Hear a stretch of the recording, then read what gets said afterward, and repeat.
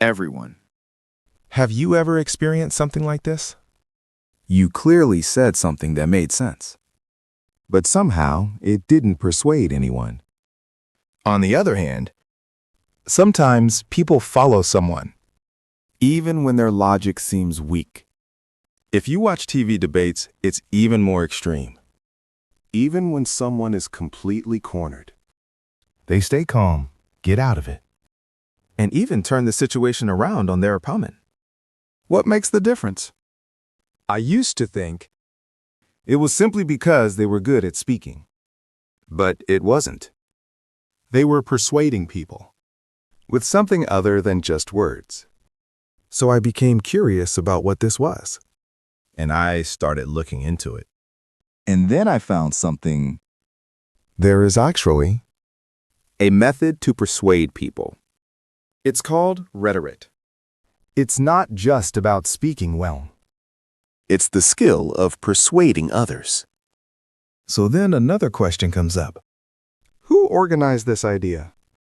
It was Aristotle, An ancient Greek philosopher who clearly laid out the principles of persuasion.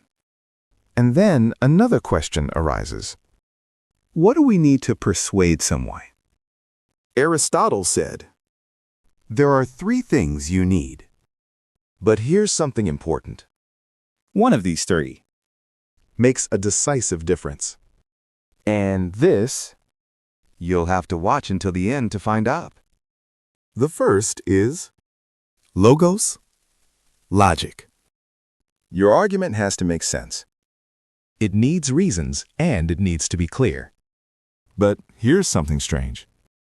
Even when the logic is perfect, people don't always move. I've experienced this many times myself. So then comes the second one. Pathos, emotion. It's about touching the other person's feelings. For example, saying something like, I know things have been tough for you lately.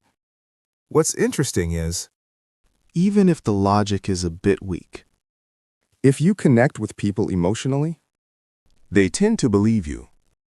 But then we hit another wall. Even when you connect emotionally, sometimes it still doesn't work. So what's missing? If it's not logic, And it's not emotion. then what's left? Aristotle calls this final way Ethos. It's about who the speaker is, what kind of life they've lived, and how much trust they carry. Even the same words feel different depending on who says them, even if the logic is a bit weak. Even if the emotion isn't strong, people still think, I trust them. And that's what makes the difference. So, out of these 3, ethos is the most important. Because this isn't something you can build with technique. It's something you build through your life. So after hearing this, I had this thought. Before trying to speak better, I should first think about what kind of person I want to become.